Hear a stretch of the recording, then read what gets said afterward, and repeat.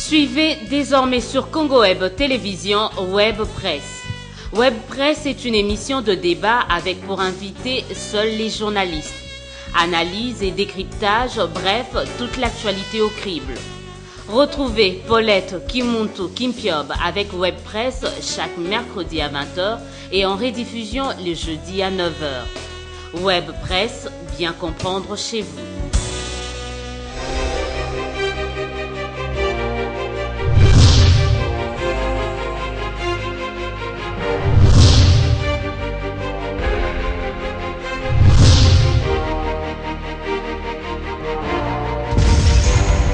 Très heureuse de vous retrouver, mesdames et messieurs, pour notre émission hebdomadaire Web Presse, une émission qui reçoit les journalistes, une émission qui décortique l'information, une émission qui analyse à froid l'information.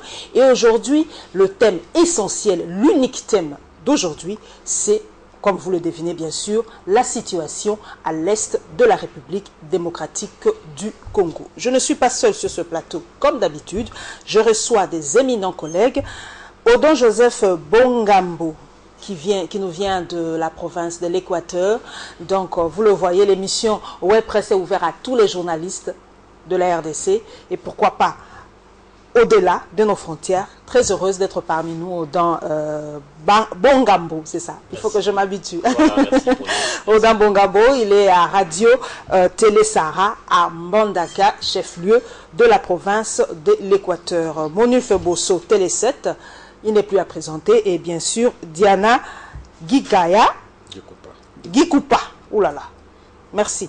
Diana Gikupa de la Colombe. Il n'est pas à présenter, vous le connaissez. Donc nous allons attaquer, nous sommes de plein pied dans notre thème, la situation à l'est de la République démocratique du Congo. La première question revient à notre invité qui nous vient de loin, Odon Joseph Bongambo. Vous qui êtes dans la province de l'Équateur, on appelle ça communément l'Ouest. On sait qu'à un moment, il y a eu ce fameux clivage qu'on appelait Ouest-Est. Et comment est-ce que vous percevez la situation qui prévaut à l'est de la République démocratique du Congo? Bon, je crois que nous voyons la chose de façon comparative.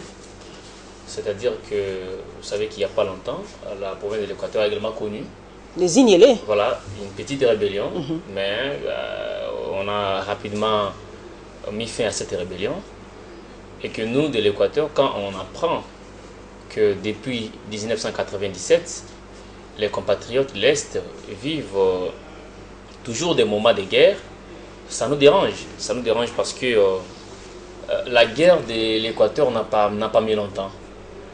Qu'est-ce qui a fait que ça n'a pas duré? Qu'est-ce qui s'est passé? Pourquoi à l'Est ça perdure et chez vous c'est... C'est que la volonté. Et puis, il faut éviter de l'hypocrisie dans les actions que l'on mène pour, par exemple, mettre fin à cette guerre. À l'Ouest, quand il y a eu la guerre, on sait que le président de la République n'était pas d'accord avec cette guerre. On sait que les gouvernements n'étaient pas d'accord avec la guerre. On sait que le gouvernement provincial de l'Équateur n'était pas d'accord avec la guerre. Pourquoi? Parce que la source même de la guerre pouvait à suffisance rassurer que c'était juste un petit truc, un conflit d'abord des temps poissonnés entre deux villages et finalement ça a abouti à une rébellion. Donc les autorités du pays n'avaient pas de mèche avec ceux qui dirigeaient la guerre. C'est comme ça qu'ils ont... Donc vous avez l'impression que la guerre à l'Est, il y a des autorités entre guillemets qui tirent les ficelles dans l'ombre? Oui, vous avez l'impression? Ça c'est sûr parce que, prenons les cas du CNDP, Laurent Nkunda. Je crois que c'était une aventure. Au départ, quand il y avait des gens qui étaient avec lui, quand il y avait des gens qui étaient des mèches avec Laurent Nkunda dans ses différentes opérations, la guerre dirait.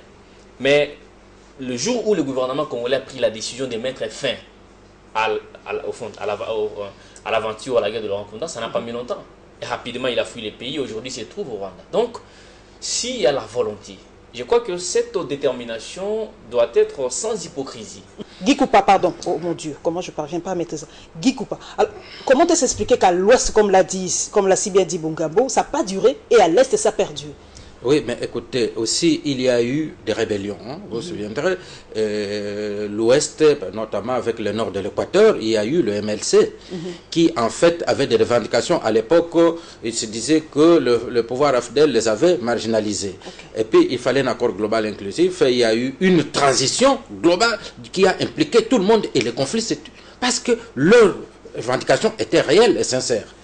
Donc, ils sont entrés dans les institutions, ils sont entrés dans... Ce n'est pas le cas à l'Est, je vais le dire. Bon, ils sont entrés dans les institutions, ils sont partis maintenant dans le processus démocratique, il y a égalité des chances pour quiconque veut arriver au pouvoir. Mais à l'Est, par exemple, le problème, la première revendication était la revendication de la nationalité. On est allé à Sun City, on a remis cette nationalité, comme j'aime le dire, à l'appel. Toute nationalité dont des ancêtres sur le territoire congolais est devenue congolais. Donc il n'y a plus ce problème-là de nationalité. Mais malheureusement, ça persiste. Maintenant, on vous dit, il faut que ce militaire-là, de Tutsi, reste là-bas pour protéger la communauté Tutsi. C'est comme si on a appris les gens de l'Équateur pour dire que non, les militaires du MLC doivent rester là-bas pour protéger la communauté. Parce qu'ils se disent que ce sont des Congolais, l'armée qui peut les protéger, la police, c'est la police congolaise. Mais c'est ça le vrai problème. Le vrai nœud gordien de cette affaire, c'est l'intervention rwandaise. Jusqu'à présent, et il apparaît de plus en plus clairement que... Mais avec le MLC, il y avait l'intervention aussi burundaise, il y avait la main noire. Mais tout à fait, ils sont rentrés parce qu'ils sont venus s'inculter, pour leurs propres intérêts, ils sont venus aider un Congolais. Maintenant que le Congolais a trouvé son compte, le Congolais a coupé totalement avec eux. Mais là, nous avons des Rwandais qui changent de nationalité comme on change de chemise. Quand ils traversent la frontière, ils sont Congolais, et quand ça va, ils rentrent là-bas, ils sont Rwandais, et au même moment, j'aimerais le dire maintenant très franchement que ce sont des Rwandais qui veulent rester au Congo comme cheval de Troie de Kagame, qui croit qu'il a des histoires à protéger au Congo, qui a des intérêts à garder au Congo, et avec ça il est soutenu par certaines communautés internationales. Le Rwanda propose d'ailleurs ouvertement sa médiation. Il dit ouvertement qu'on doit résoudre cette guerre entre guillemets par une solution politique. Moi ça m'a fait rire. Ça m'a fait rire parce que moi je pense que le M23 c'est une nouvelle trouvaille du Rwanda. Parce que nous avons commencé d'abord par l'AFDEL. C'était une affaire de Rwandais aussi. Et on a pu utiliser une minorité entre guillemets. Parce que quand on parle de minorité, je m'en manque parce que dans ma province d'origine et surtout dans ma contrée de Libenge. Il faut peut-être qu'on définisse cette notion de minorité. C'est quoi minorité? C'est par rapport au nombre, par rapport à l'espace qu'on leur accorde. On ne sait voilà, pas je disais ceci, que dans ma province d'origine et surtout dans mon territoire de Libenge, il y a une tribu qu'on appelle les Mbundu. Et vous savez que dans le territoire de Libenge, on n'est qu'à 400 000 habitants. Mais ces peuples-là n'est pas au-delà de 100 000 habitants. Donc, vous parlez de minorité. Quelle minorité? C'était un prétexte. Après l'AFDEL, heureusement qu'il y avait un Congolais qui a repris la situation parce qu'il a su jouer avec ces gens-là. Et cette fois-là, c'était gagné. C'est Kabila qui a pris le pouvoir et il est arrivé à Kinshasa. Deuxièmement, c'est les RCD Goma. Une autre trouvaille du Rwanda. Après les RCD, c'est le CNDP. Aujourd'hui, les M23 là, c'est une nouvelle trouvaille de Kigali qui ne tarit pas d'imagination, madame. C'est ça ce qui m'étonne. Dire aujourd'hui que le Rwanda voudrait jouer donc aux négociateurs, ça m'étonnerait. Parce que c'est le Rwanda qui crée tous ces mouvements, parce que le Rwanda ne veut pas lâcher le Congo. Il y a des intérêts, les coltans, l'or. Il y a toutes les matières premières qu'on trouve dans la province du Kivu, donc je parle du Grand Kivu, qu'on trouve là-bas. Le Rwanda veut l'exploiter justement. Alors, pour venir comme ça là, coopération en coopération, ça ne peut pas passer. Et on utilise ce que moi j'appelle, parce que je suis des bras séculiers, justement pour ces sales besoins. Donc il n'y a pas autre chose. Dire qu'on doit aller négocier, on doit négocier. Qui a demandé ça? C'est une rébellion. Guy Goupa, ils disent qu'ils n'ont pas respecté les accords de mars 2009. Que contiennent ces accords-là? C'est toujours ça le problème. Quand on signe les accords, on ne sait pas de quoi il s'agit après. On ne sait pas. Mais en fait... Ces fameux accords du 23 mars 2009, qu'est-ce qu'il y avait dedans? le plus grand principe, la plus grande clause de cet accord, c'était quoi? C'est leur intégration dans l'armée nationale. Et que le CNDP devienne un parti politique. Mais ils le sont. Ils le sont. C'est à ce moment-là, le CNDP, est-ce que vous l'avez déjà vu se déployer à Libengé, se déployer à Gungu et partout là-bas pour devenir véritablement un parti politique? Non. Il ne sait pas, même si à Kinshasa ici, on n'a pas vu le CNDP battre campagne. Il attend toujours qu'il y ait partage équitable, équilibré du pouvoir pour qu'on lui donne son gâteau, sa part du gâteau. Or, justement, les Congolais sont sortis de ce schéma-là. Donc, qu'est-ce que le CNDP pour imposer tout un pays, aligner tout un pays qui s'est engagé dans la démocratie désormais, quiconque veut avoir le pouvoir, participe aux élections, participe à la campagne électorale? Qu'est-ce que le CNDP pour qu'il puisse nous ramener en arrière pour dire que non, désormais, il faut lui partager le pouvoir? Le CNDP... Mais c'est peut-être de la jurisprudence, c'est peut-être de la jurisprudence, parce que le MLC l'a obtenu, le RCD l'a obtenu, tous ces mouvements rebelles de l'époque ont obtenu, peut-être c'est de la jurisprudence. Je vais ajouter une chose. Vous savez, le ministre rwandais des Affaires étrangères, vous le connaissez? Madame... C'est M. James Kabarebe. Non, ça c'est la défense. Ça, c'est la défense. Je parle de la défense. Oui, M. James Kabarebe. Au fond, un monsieur que nous connaissons bien dans notre pays. Il a été le chef d'état-major général de l'armée de Mouzé Kabila. Et vous connaissez les conditions dans lesquelles il a quitté le Congo. Donc, certainement, il y a des choses dans cette histoire. Il n'a pas quitté le Congo avec un cœur ouvert. Il a quitté le Congo de façon improvisée, de façon brutale, et que c'est tout à fait normal que lui, à partir du Rwanda, puisse fomenter des histoires pour déstabiliser la RDC. Donc, les problèmes à ce niveau, je crois que ce n'est pas des petites négociations. On vous parle des différentes opérations qu'on est en train de mener, des Amanileo, des Amanita, beaucoup d'opérations qui ne produisent pas de fruits. Les problèmes de la guerre à l'Est, je crois qu'il revient au président Kabila de prendre ouvertement le courage, d'approcher son homologue rwandais, sous par exemple les auspices des émissaires américains. Parce que là déjà, on commence aussi à sentir que les Américains commencent un peu à être gênés par rapport à ce qui se passe à l'Est. Quand par exemple, ils ont accepté de déployer un nombre important de militaires pour chercher Joseph Kony. Voilà, c'est pour vous dire que quand même, les États-Unis commencent à prendre position. Et que c'est au président de la République, Kabila, de prendre position aussi et de prendre ses courage, de demander à son homologue rwandais Kagame qu'il cesse d'alimenter, n'est-ce pas, ces différents groupes rebelles. Est-ce qu'il y a des preuves? Est-ce que vous êtes sûr, Emmanuel Fegoso, que c'est le président Kagame qui fomente tout ça? Vous avez des preuves? Ce sont des accusations quand même assez gratuites. Ce n'est pas gratuit. Ce n'est pas gratuit ce que nous disons. Parce que vous savez qu'une rébellion et les Congolais dans tout ça, on dirait qu'on se dédouane, nous. Est-ce qu'il n'y a pas des Congolais qui sont trempés dans toute cette histoire? Madame, nous avons dit ici qu'à l'ouest du pays, les Enyélés se sont rebellés. Puisque ces Enyélés n'avaient pas de base arrière, vous voyez que l'aventure n'a pas trop duré. Et ce sont des véritables Congolais. Quand on les a matés, au fait, c'était fini. Mais là-bas, puisque la rébellion se nourrit quelque part, ne peut se nourrir qu'à partir du Rwanda. Vous comprenez ça? C'est le Rwanda qui arme, qui donne tout. Prenons le cas de ces armes qu'on a trouvées chez M. Tanganda, c'est le général Tanganda. Prenons le cas du M23. Vous savez, les FARDC ont déclenché l'opération depuis le 29 avril dernier. Et on traque Kunda. Mais qu'est-ce qu'il fait? Quand les FARDC ont dit, bon écoutez, nous demandons à tout, nous suspendons les opérations pour permettre à tous ceux qui se sont par, je ne sais pas moi, inadvertance, se sont liés aux rebelles sans le vouloir, de pouvoir retourner dans l'armée, nous allons les accueillir. Qu'est-ce qu'il a fait? Il a dû quitter là où il s'est trouvé, là où il était traqué, pour rejoindre Rutshuru. Et Rutshuru, c'est où?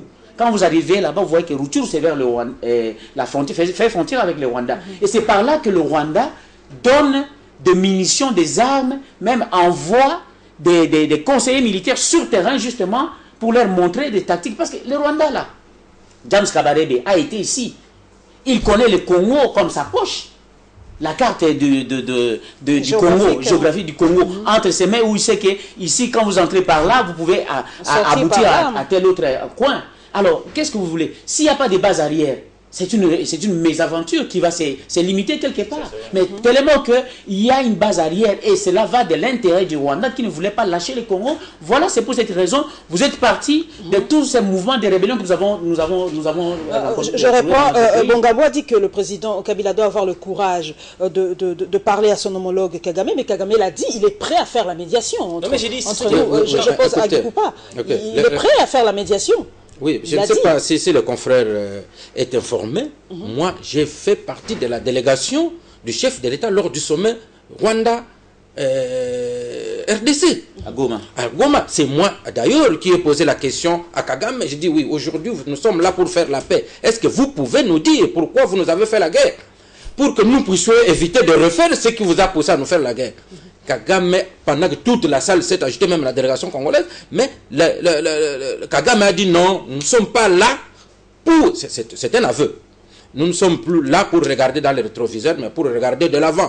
Aujourd'hui, nous sommes là pour faire la paix. Mais on constate que cette paix n'arrive pas. Mais il y a beaucoup plus... La question que vous venez de poser au confrère, il y a plusieurs manières de voir que Kigali n'est pas de bonne foi dans cette affaire. D'abord, pourquoi il ne peut pas livrer un coup d'abattoir? Un criminel qui a fait le Congo, pourquoi il le vend? Parce qu'il estime que on procès de Kunda Batoire, qui ça serait son propre procès. Nous savons que c'est lui, tous ces hommes. Si Kunda se sent abandonné et qu'il dit la vérité, c'est Kagame qui se retrouvera là-dedans. De deux, Bosco Tangada, là, Kagame aimerait le voir mort ou alors le cacher au roi, que le livrer à la justice, quelle que soit la justice, même la justice internationale, parce qu'il sait que cet homme-là, s'il parle, c'est lui qui serait dans le cas. Et alors, à ce moment-là aussi, le président Kabila a tout fait. Il était impossible que le Rwanda et la RDC aient des relations diplomatiques normales. Mais aujourd'hui, c'est normal au niveau des ambassadeurs. Mais il y a mauvaise foi du côté de la communauté internationale. Moi, je pense que s'il y a quelqu'un qu'on peut dissuader, c'est la communauté internationale qui doit dissuader le Rwanda. Imaginez, voyons, nous venons de suivre, Charles Taylor a été condamné. Jugé et condamné. Pourquoi? C'est pour avoir soutenu une rébellion en Sierra Leone. Mais pourquoi Kagame, on estime que le soutien de Kagame, on parle de 5 millions de morts, ça se dépasse de loin, de morts de Sierra Leone. Mais pourquoi on ne juge jamais Kagame à la CPI où on crée un tribunal spécial congolais pour qu'on juge Kagame pour les crimes commis au Congo? Parce que c'est clair, net, personne, même au monde, non, même les présidents des États-Unis, tout le monde, surtout les républicains qui sont actuellement, ils savent très bien le rôle que Kagame, que Museveni joue dans les rébellions au Congo, même dans les conflits Emmaouto. Mais pourquoi ils ne condamnent pas Kagame? Parce que maintenant ils savent qu'on est chez nous, ici, lorsqu'il s'agit de l'Est, on condamne les sous-traitants comme les Lubanga, les consorts. Mais en Sierra Leone, aucun sous-traitant n'a été condamné. On a dit non, prenons l'auteur intellectuel de cette... Mais ici, l'auteur intellectuel de cette guerre, la preuve, c'est là, c'est Kagame et Museveni. Mais pourquoi on ne les arrête pas? C'est de ce côté-là qu'il faut chercher plutôt que de nous auto-flageller. Le président doit faire. Quelqu'un qui vous fait la guerre, le président, tout ce qu'il peut faire, il a cherché par tous les moyens, il a négocié, il a accepté les gens, brassage, mixage, tout ce qu'il y a comme potion, on a utilisé. Mais c'est ce que moi j'ai dit. On a plus d'une fois lavé le linge sale en famille. On a lavé, mais aujourd'hui, le linge est délavé. Le linge est délavé, il n'a plus de couleur. Je pense que la seule chose qui nous reste, c'est de faire la guerre. Et c'est pourquoi Kagame voit que le Congo détenant fait la guerre, il va négocier. D'abord, il négocie. Maintenant, il va proposer un accord entre les deux. Je pense que moi, je pense que par ces temps, nous avons été, pendant tous ces temps, un peu naïfs. Très naïfs. Le Congolais est naïf, c'est naïf. C'est naïf. Parce que nous avons cherché à ménager le Rwandais. Mais il est temps par ces temps, puisque le chef de l'État a la légitimité qu'il faut, je pense que la moindre des choses à faire, je demande au chef de l'État de déplacer son état-major. Parce qu'une partie du pays est menacée, le chef, en sa qualité de commandant suprême de l'armée, doit aller installer, en tout cas son état-major à Goma, avec les chefs d'état-major général, et diriger personnellement l'opération. Et comme ça, la grande hiérarchie militaire est là-bas, non? Ce n'est pas ça. Vous savez que la présence du commandant suprême, vous savez ce qu'on a connu dans ces pays où, même du temps de Mobutu, on envoyait des vivres, on envoyait des munitions aux troupes, tout ça. Vous savez la destination que prenait tout ce qu'on envoyait pour les militaires. Moi, je pense que pour qu'on mette fin à cela, comme la RDC a levé l'option de mettre fin à cette aventure qui a tant duré. Il y a combien de vies des personnes qui ont été vraiment sacrifiées. Il est temps qu'on mette fin à cela. Le chef de l'État, en sa qualité de commandant suprême de l'armée, doit faire un déplacement de Goma, établir son état-major, et commander lui-même l'opération. Vous verrez ce que ça va donner comme... Bongambo, on sait que le chef de l'État a reçu dernièrement les députés du Nord Kivu et on dit que rien de concret n'a sorti de cette réunion. Vous ne pensez pas que cela augure une mauvaise situation? Ça, c'est pas... Je crois que rien de concret n'est sorti de la réunion. C'est tout à fait normal. Parce que les députés nationaux, au niveau de Kinshasa, quelle solution peuvent-ils apporter à ces problèmes? Les problèmes... À un problème militaire, il faut une solution militaire. Simplement. Simplement. Donc je me dis maintenant, on n'a plus le temps de faire la courbette devant un petit pays comme le Rwanda. C'est pas petit, hein. C'est une mauvaise notion que vous dites petit. Petit par rapport à qui? À nous. Nous sommes un géant pied d'argile, il ne faut pas se voiler la face. Que vaut le Congo aujourd'hui, M. Bongambo? Je crois qu'aujourd'hui, la seule chose que le président Kabila peut faire, c'est comme a dit mon aîné Monulfo, c'est d'ouvrir ouvertement la guerre contre le Rwanda. C'est que chasser tous ces rebelles, et s'il faut entrer dans les territoires... La question est claire, Monulfo. La RDC est-elle en guerre? Ou il y a guerre en République démocratique du Congo? Moi, je pense bien que... on parle de la rébellion, mais une rébellion qui a des ramifications à l'extérieur. C'est ça. C'est ce que moi je comprends. Les termes là, y a-t-il guerre en République démocratique du Congo, Guigoupa? Est-ce qu'il y a rébellion? Quel est le terme exact? Y a-t-il guerre civile, guerre ou rébellion en République démocratique? En fait, la RDC est en guerre permanente, une guerre lui menée par le Rwanda sous différentes formes. Nous sommes en une guerre permanente. Et curieusement, cette guerre, ce n'est pas seulement le Rwanda qui nous l'amène, mais toutes les multinationales, tous les pays occidentaux qui bénéficient qui ont intérêt à ce que l'Est du Congo soit un trou noir où ils peuvent opérer, au lieu de venir signer les accords pour exploiter coltan et consorts, ils veulent le voir au bas prix. Toutes ces multinationales-là soutiennent le Rwanda. Vous vous souviendrez que le Rwanda aujourd'hui est mieux soutenu par rapport à tous les pays du monde. Les élections au Rwanda n'ont rien de démocratique. Il a encore des scores staliniens de 99,9%. D'ailleurs, une petite information, c'est que les Anonymous ont attaqué les sites de Samsung, de LG, des autres, rien que pour combattre aussi les multinationales, surtout qui sévissent au Congo. Tout à fait. Et vous allez vous rendre compte que vous vous proclamez candidat à la présidence au Rwanda, vous êtes mis en prison. La communauté internationale se tait. Pourquoi le Rwanda est si ménagé? Pourquoi le Rwanda est mais tout à fait considéré comme il se considère comme un enfant gâté qui peut tout se permettre? Pourquoi? Pourquoi tous ces pays occidentaux qui sont si toutes ces ONG des droits de l'homme ne parlent à peine? On a arrêté la porte-parole de Kagame à Paris pour des problèmes avec, mais on l'a vite abandonné. Paris a vite allé faire des courbettes devant Kigali pour qu'il ne soit pas considéré comme des génocidaires, ainsi de suite. Mais au Congo, faites ça. Mais moi, je pose la question à la faute des Congolais, la responsabilité, la part des responsabilités des Congolais. C'est bien beau que le Rwanda, et le Congolais dans tout ça. Quelle est la part de responsabilité de nous-mêmes, Congolais, dans cette situation? La part des responsabilités des Congolais, c'est que nous devons éviter de nous impliquer, parce qu'il faut aussi reconnaître que dans cette guerre, il y a quand même des fils du pays qui tirent des ficelles. Il y a aussi des fils du pays qui tirent bénéfice de cette situation. Ils sont là. Il y a l'exploitation illégale de nos ressources naturelles, tout ça. Il y a des fils du pays. C'est comme ça que je me dis même que le président de la République doit être prudent. Il doit être prudent pour ne pas être victime de la trahison. Parce qu'à son niveau, c'est comme a dit mon aîné, il est en train de fournir des efforts. Mais les efforts-là ne donnent pas de bonnes solutions. Et que le président doit aussi être prudent, il doit se rassurer des personnes qui sont autour de lui. C'est que sa cour ne doit pas avoir des mèches avec la rébellion, par exemple. Sinon, toutes les opérations ou tous les schémas qu'il pourra mettre en application, voilà, les gens qui sont dans sa cour et qui sont aussi impliqués dans cette rébellion pourront faire autre chose. Par exemple, la trahison. Donc, nous, Congolais, nous devons prendre position, c'est-à-dire refuser ce qui se passe. Et quand on refuse, on ne s'implique pas. On ne s'implique pas. Parce que vous savez qu'il n'y a pas que les CNDP, il n'y a pas que M23, mais il y a également beaucoup d'autres groupes armés qui sont à l'Est. Il y en a beaucoup. Voilà. Non, moi je pense qu'on doit cesser d'être alarmiste. Okay. Il ne faut pas dire que c'est la communauté internationale, ceci, cela. Mais ce n'est pas aujourd'hui que nous vivons avec les Rwandais. Ce n'est pas aujourd'hui. Cette frontière-là, on ne l'a pas déplacée aujourd'hui. il y a de cela 16 ans. Non.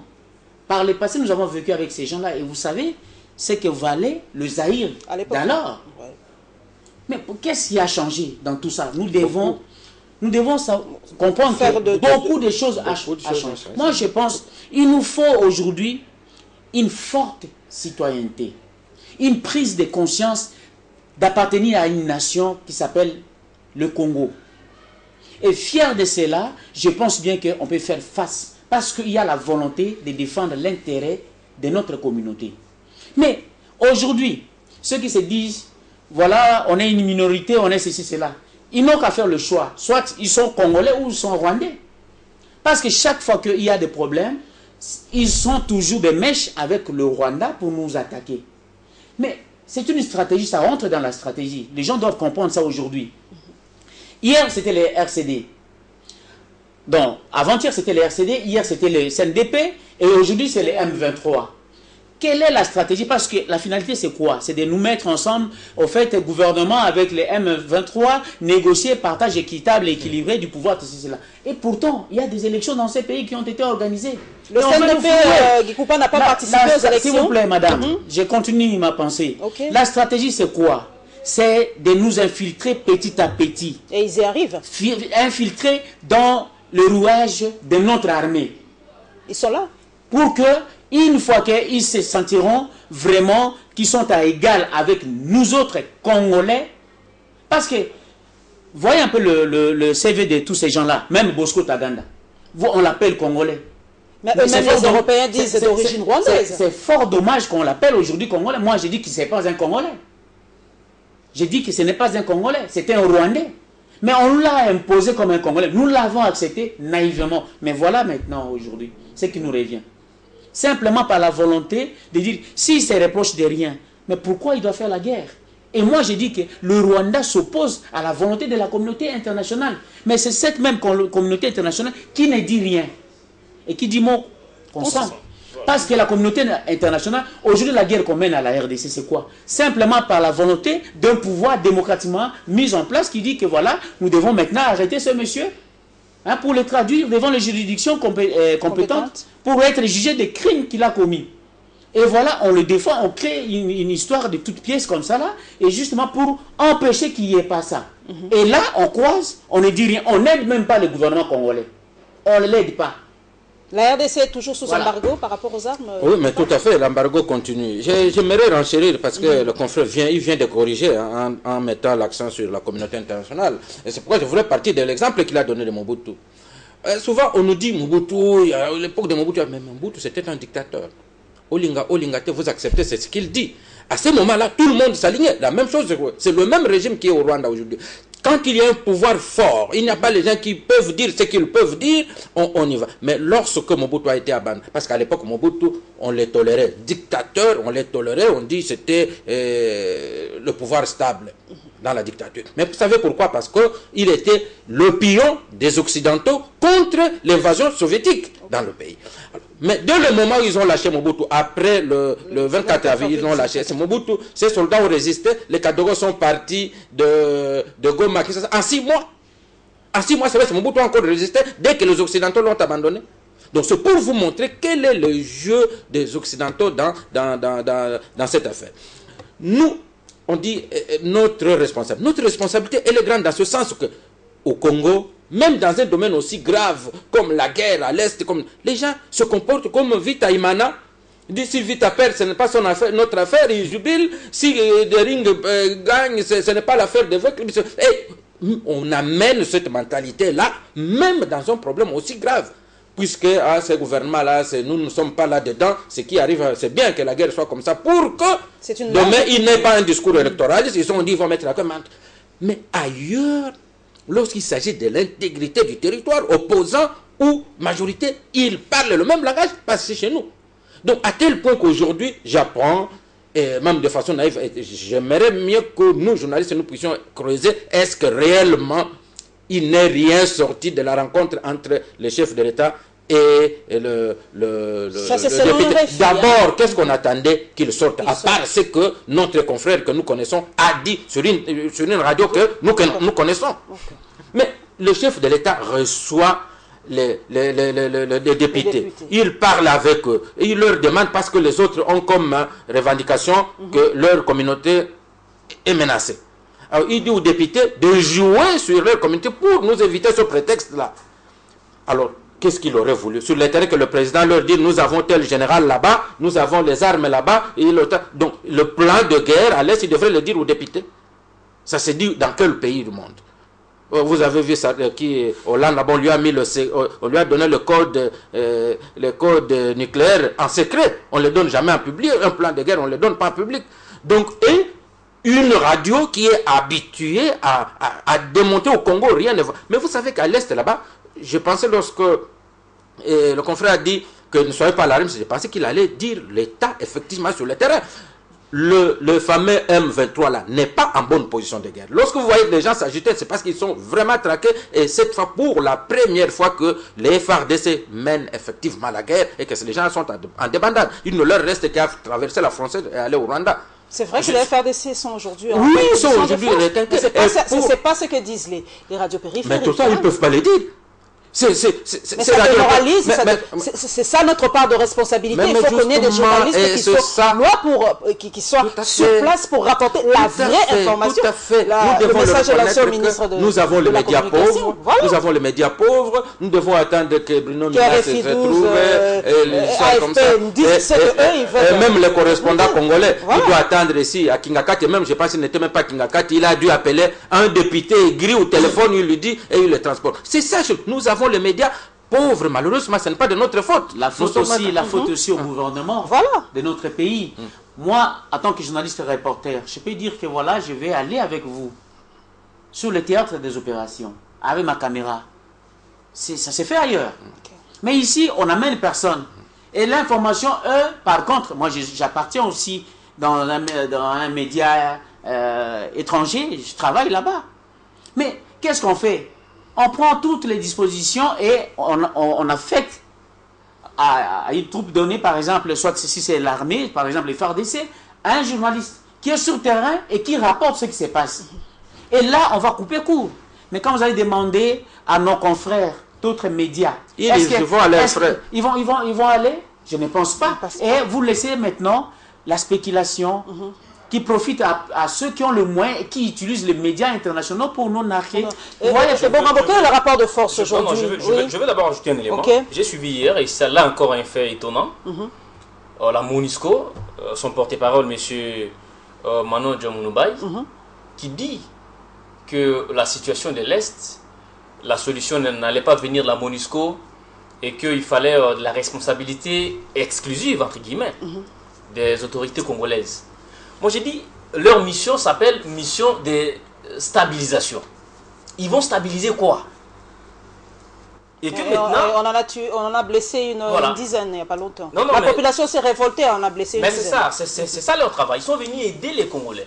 Ils sont venus aider le gouvernement congolais à rétablir la paix ou la stabilité à l'Est. Mais j'ai vraiment été étonné hier quand j'ai suivi les porte-parole de la MONUSCO prendre cette position.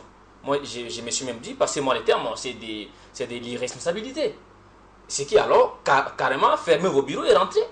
Parce que là, quelle peut être la raison d'être la MONUSCO dans ces pays? Tout à fait. Quand vous êtes là et vous dites que vous ne pouvez pas appeler le gouvernement congolais, vous dites, la mission, rétablir l'ordre, tout ça, ça revient d'abord au gouvernement, c'est de la responsabilité d'abord du gouvernement. Oui, mais vous venez en appui. Et que maintenant, on est dans une situation difficile. Il faut nous aider. Et vous refusez de nous aider, alors fermez vos bureaux, rentrez chez vous. Partagez le même point de vue? Je suis totalement d'accord avec lui. Et pour ajouter les éléments, vous savez que la MONUSCO joue un rôle néfaste dans notre pays, d'abord sur le plan économique. Dans tous les médias du monde, on dit « Ah, c'est la mission la plus chère, c'est la mission la plus importante. » Qui, opérateur économique sérieux, qui amènerait son argent pour investir sérieusement dans un pays où il y a la communauté internationale, disons un pays qui est sous supervision de la communauté internationale. Et nous sommes sur le plan sécurité, mais je crois dans la zone 3 ou quelque... Alors, lorsque le gouvernement congolais dit non, mais écoutez, il y a des gens qui ne connaissent pas la géographie du Congo. Quand ils appellent que la situation est à l'est, ils croient que c'est tout le Congo qui est comme ça. Bah, c'est ça. Alors, on demande à la MONUSCO, dégagez-vous des Mbandaka, de partout là-bas, allez à l'est là. Ils ne veulent pas y aller. Et dernièrement, ils ont fait mission à Kananga, à Mbujima et tout ça. Là où la situation est calme. Il n'y a même pas la guerre. Aller à l'est, ils n'y vont pas. Et nous constatons qu'il y a donc une autre mission. Une sorte de complicité. Ils ont une autre mission. Complicité, c'est clair. Vous vous souviendrez, un agent de la MONUSCO qui est allé décorer un Kundabatouane. Il est avec le gouvernement congolais. Leur mission est de soutenir le gouvernement congolais dans la guerre. Lui, il va décorer l'ennemi du gouvernement congolais. Est-ce que vous pouvez comprendre ça? Nous avions aussi dénoncé, à l'époque où j'étais encore journal à l'avenir, nous avions dénoncé le cas d'un chef des FDLR. Des FDLR malades, il demande à la MONUSCO de les sortir pour aller le faire soigner. On dit, bon, le MENA qui on l'a amené pour le soigner à Brazzaville. Et ils sont là pour aider les FARDC, pour traquer les FDLR. Les chefs d'FDLR malades, ils vont les soigner. Mais c'est quelle guerre qu'ils mènent aux côtés du Congo? Donc c'est une véritable pesanteur. Ce sont des gens qui sont là, qui vous empêchent de faire un vrai plan. Lorsque la vraie responsabilité apparaît, comment faire pour qu'ils partent? Qu'il faut qu'ils partent. Le gouvernement leur a déjà demandé de partir. Mais toute la communauté internationale, vous avez votre opposition ici, et non, ils ne doivent pas partir. C'est ça que nous avons dit, le Vita Imana ici. Moi je pense que quand Manoudji Mounouba dit que cela relève de la responsabilité du gouvernement, j'ai dit il n'a pas totalement tort. Okay. J'ai dit que oui, mais il faudrait que la MONUSCO aussi se demande pourquoi elle est là. Parce que, à vrai dire, la MONUSCO partage ce qu'on appelle des prérogatives régaliennes avec le gouvernement de la RDC. La mission de la MONUSCO, c'est quoi? On parle de la stabilisation, comme l'autre l'a évoqué. Mais c'est la sécurité des biens et des personnes. Mais à l'Est, qu'est-ce qui se passe? Cette sécurité des biens et des personnes est perturbée par plusieurs mouvements de rébellion dans notre pays. Et vous dites que non, ça ne nous relève pas de nous. Mais messieurs, pliez bagages, retournez chez vous. Retournez chez vous. Moi, je me dis qu'il y a un complot sur notre pays. Vous pensez qu'il y a un complot? Il y a un complot sur la RDC. On voulait couper les pays comme c'est le cas au Soudan là-bas. Depuis qu'ils ont divisé les pays en deux, il n'y a même pas la paix. Parce qu'on continue à s'entretuer entre les frères d'autrefois. Ils veulent amener l'exemple, comme ça a réussi là-bas, ils veulent aussi amener l'exemple ici chez nous. Mais c'est de nous maintenir dans cette position de non-paix à l'est de notre pays. Parce que le fait qu'ils sont là, il y a plus d'une dizaine d'années. Et sans qu'ils arrivent, parce qu'à l'époque, quand on appelait le casque bleu, ils venaient pour mater, et je ne sais pas moi, et après ils partaient. Ça fait mais trop longtemps, ça fait plus de beaucoup de richesses là-bas, ils trouvent leur compte. Ils trouvent leur compte. Ce sont des trafiquants. Moi, je l'ai dit comme ça. Ils sont là, ils connaissent pourquoi ils sont à l'est de notre pays. La première mission onusienne a fait combien de temps en 1900, quand Lumumba l'a appelé? L'ONU a fait combien de temps? Non, mais juste l'État de faire arrêter Lumumba, de les tuer et partir. Ils sont venus, ils avaient leur objectif atteint, ils ont fait tuer Lumumba, et enfin, comme Lumumba mort, ils ont mis fin à la sécession, ils sont partis. Et vous vous souviendrez que le complot, la thèse du complot est claire et nette. Vous vous souviendrez que la communauté internationale avait refusé que la RDC amène à l'Est ce pays partenaire, dont l'Angola, le pays de la SADC, qui ont dit, bon, nous aidons la RDC à l'Est. La communauté internationale a refusé pour nous envoyer des Pakistanais, de ceux qui ne connaissent rien de la jungle congolaise.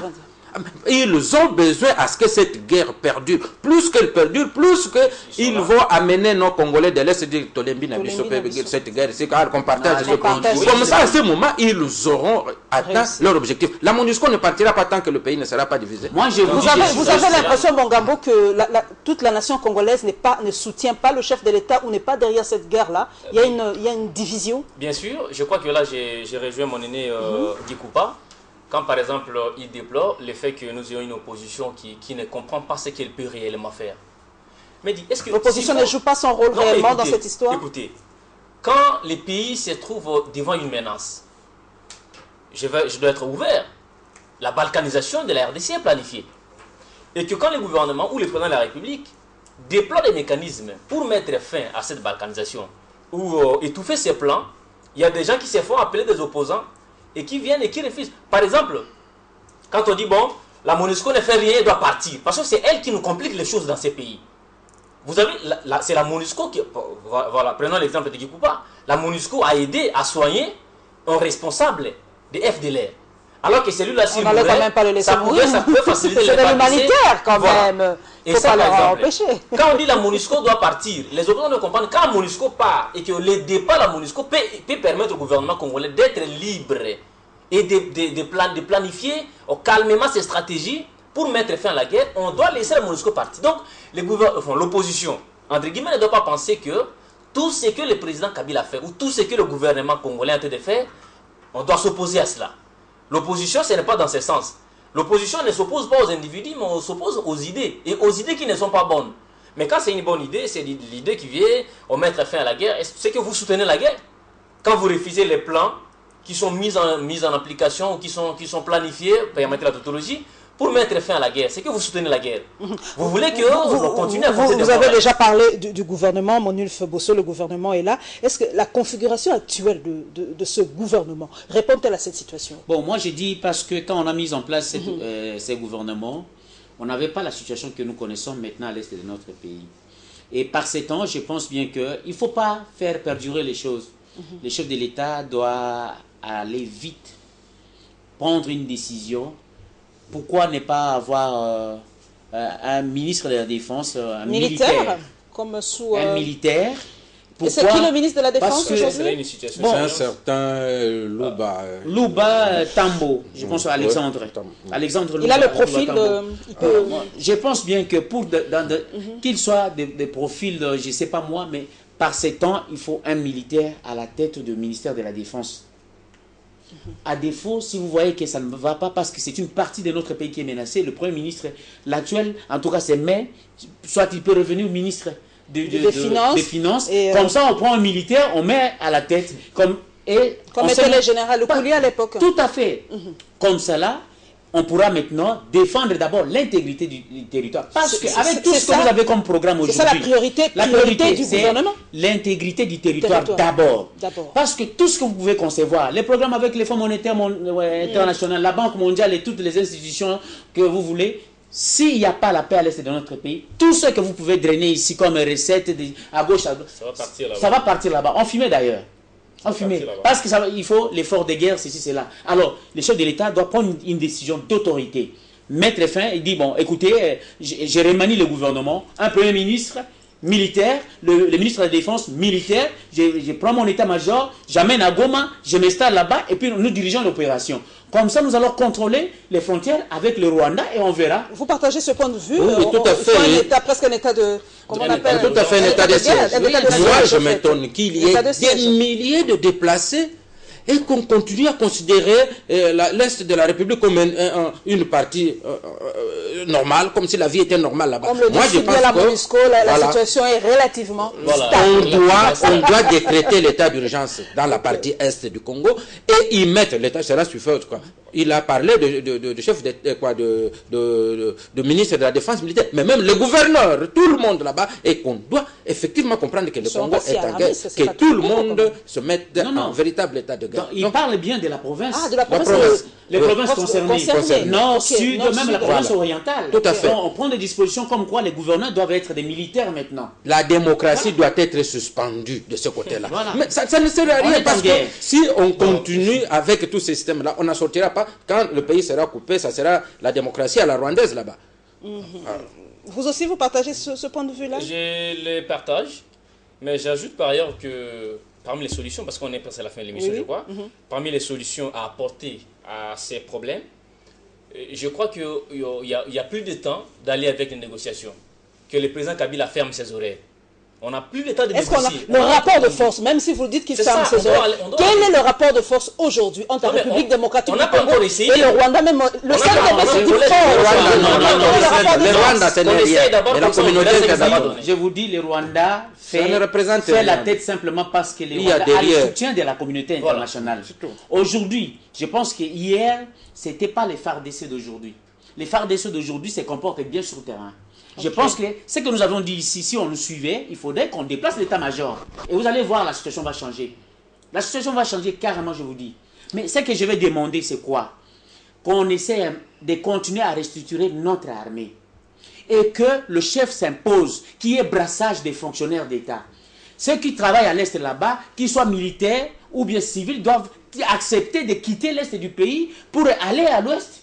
Et comme ça, ces changements-là créent ce nationalisme et il n'y aura pas trop de complicité. Parce que les gens qui sont là depuis plusieurs années, ils sont là et quand ils viennent, il y a de ceux-là qui cotisent même. Des hommes d'affaires cotisent pour la nouvelle rébellion qui vient d'arriver. Mais pourquoi des choses pareilles? Simplement parce qu'on bénéficie d'une certaine complicité. Alors qu'il y ait ces brassages-là des fonctionnaires. Que le brassage ne soit pas seulement pour les militaires. Pour les militaires seulement, mais des fonctionnaires de l'État également doivent être permis. Comme ça, on ressent ce nationalisme. Vous prenez quelqu'un de l'Équateur, vous l'amenez là-bas. La politique de Mobutu à l'époque, voilà. Ça crée les nationalistes. Rapidement aussi, c'est de changer, je crois, dans la semaine qui vient, de changer les responsables militaires à l'Est. Parce que je crains, je me dis, ce sont des gens qui connaissent bien Bosco Taganda, ce sont des gens qui, bon, je ne les soupçonne pas. Mais par mesure de prudence, on doit d'abord changer.